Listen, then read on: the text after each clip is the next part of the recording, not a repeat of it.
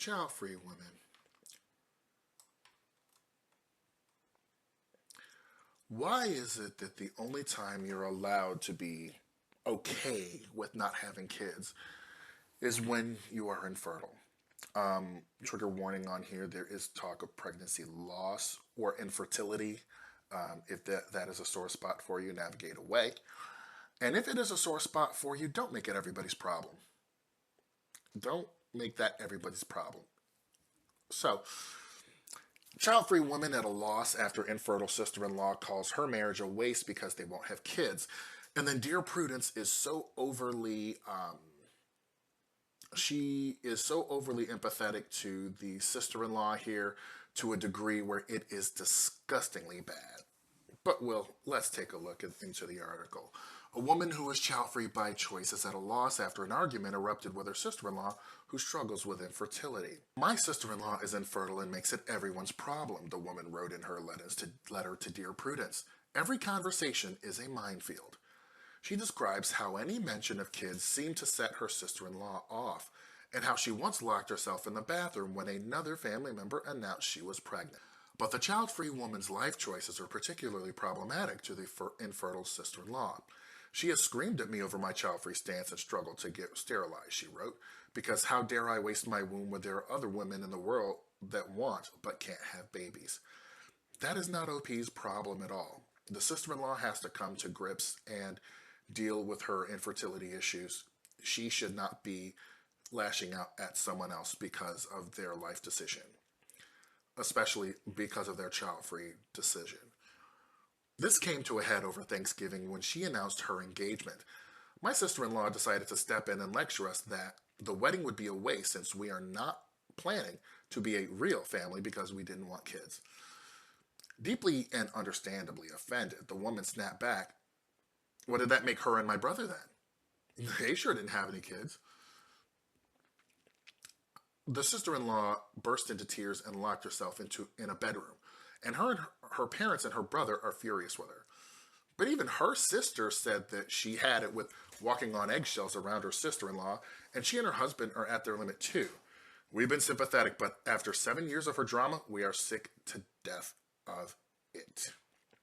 So Dear Prudence pretty much has no sympathy, little sympathy for the child-free woman, even after she has been the target of her sister-in-law's ire for 7 years.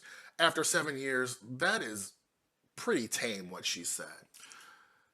She called her unfriendly and pointedly urged her to muster up the barest sympathy toward her sister-in-law. Person is miserable on an existential level and isn't doing a perfect job at smothering that misery for your greater comfort.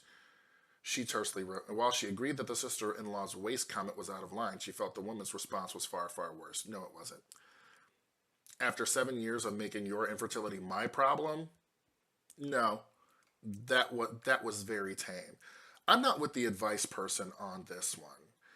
I absolutely have sympathy for the sister-in-law, but you don't get to run around yelling at people for wasting their womb, or tell them that their marriage is a waste because they won't have children. For 7 years. Therapy, people. Another user agreed, saying that the trauma of infertility is the reason for her outburst, not an excuse.